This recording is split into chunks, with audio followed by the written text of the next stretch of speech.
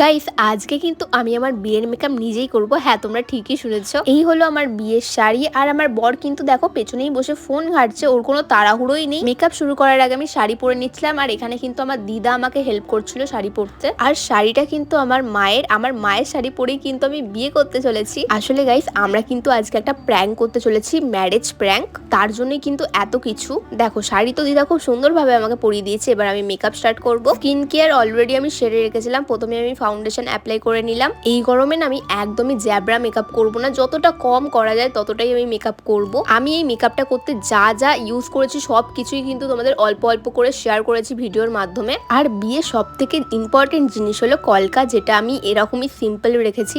দেন গয়না পরে নিয়েছি, ব্যাস আমি কিন্তু রেডি। এদিকে সৌরভও রেডি হয়ে গেছে।